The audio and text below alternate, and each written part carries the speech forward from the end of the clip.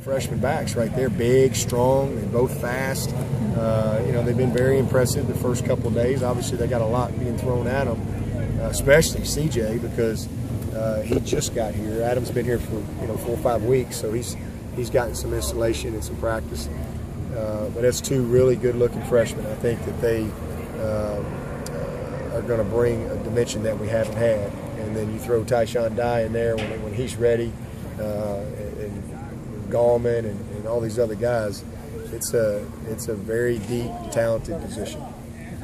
When you look at the player weights that I was analyzing last night, Watson and Cole both put on some good poundage. Was that by design? Was that a plan to, beef them up so they can take hits better? I mean, it certainly was a plan. I mean, Cole was not small or anything like that, but he's just kind of hitting his growth spurt, and he's just worked really hard to in that weight room, and he's changed he put on muscle mass, he's changed his body composition. His dad was that way. I was talking to his dad about it. His dad said, about my junior year, my senior year, all of a sudden I just, went to 230. And so I just think that's just a part of the process for him and maturing. And then it's a reflection of the work he's put in, not just in the weight room, but fueling his body the right way, buying into the nutrition aspect. And the same thing with Deshaun. Deshaun's played basketball his whole life, and all of a sudden he shows up here in January, and he's 184. And now he's in college, and he's getting all this nutrition. He's got all these people that are, he's bod podding. He's doing all this stuff. Well, that's the culture we have, and he's one of those guys that bought into what he needed to do to build his body. And man, he's done an excellent job. I mean, 204 pounds, he doesn't even look like the same guy. And he's not close to being a finished product. I mean, he'll be a 220-pound quarterback when he leaves here in a few years. Joe Gore, athletically, is what you're hunting and recruiting on and so forth. Yep. Fourth year in the program, he's sitting in a lot of position meetings. What's he not doing, or what's not yet there? Is it just? I think he's had a great spring. I mean, we're pretty confident in what we're seeing with Joe Gore right now. The biggest thing with Joe was last year he was hurt, right, and he just couldn't. We couldn't depend on him. We couldn't get him on the field, and we couldn't get him the reps. And he's a developmental guy. Sometimes you sign guys in the recruiting process that are very raw. You see the skill set, and you just hope you can develop it. And that was with Joe Gore. He was a defensive lineman. He didn't know anything about playing offensive line. He played a little bit in high school, but he was more of a defensive lineman. We felt like he would be an OL. We ended up making that move, and it's just everything. We've had to start from scratch and build a foundation. It's not like Mitch Hyatt, who's coming in here in January and is a polished product. Jake Frumorgan, these guys have been playing offensive line since they were like 2, all right, and they've been developed. And Noah Green, they're technically way advanced.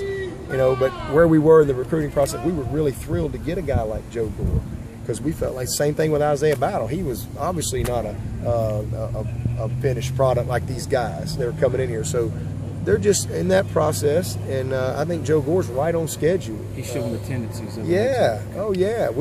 He showed them this spring, and the biggest thing with him is just staying healthy.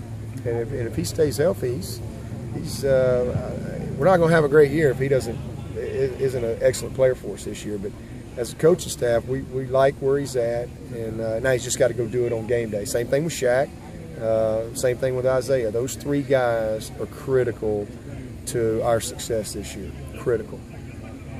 And they're all juniors. They're all in that 3rd or 4th year of that developmental stage, and you just see the light coming on, and now you want to see the consistency in performance. Spencer Region was a guy that a lot of people had high hopes for when he came in here. Can you talk about the job that he's done to get the weight off? And proud of him, because he did what he hasn't done in 3 years, and that's really make a commitment to make a choice that he really wants it bad enough. And so I'm not. There's nobody on this team I'm more proud of than Spencer Region, because that's not easy to do. We all know how hard it is. We can probably all lose 5 pounds. It's hard to do. That guy was 400 pounds when he got here, which was very disappointing when he got here, obviously. And then, same difference between him and Crowder. Crowder came in here at 380. But within 1 year, with the commitment that he had, he's where he needs to be. And but Spencer just didn't really buy into that, and it took him some time. But hey, better late than never. and I'm really proud of him. 333 pounds is the lightest he's ever been here, and and not only that, I mean, you know, I think his bod pod, he's about 250 pounds of muscle, just straight muscle. It's cut from a composition standpoint. So I'm proud of him. I mean, he almost has abs. It's unbelievable. He came in there and had his shirt. I mean, there was I think he had a two-pack. I'm proud of Spencer Region. Hopefully that'll transfer to the field. But, you know, he had his best summer. And, you know, that's something that not just hopefully will help him, you know, with his football career but in finishing here, but in life as he moves forward. When you look at all that in those guys, you talk about the running backs are all over 200 and all. How much does having a nutritionist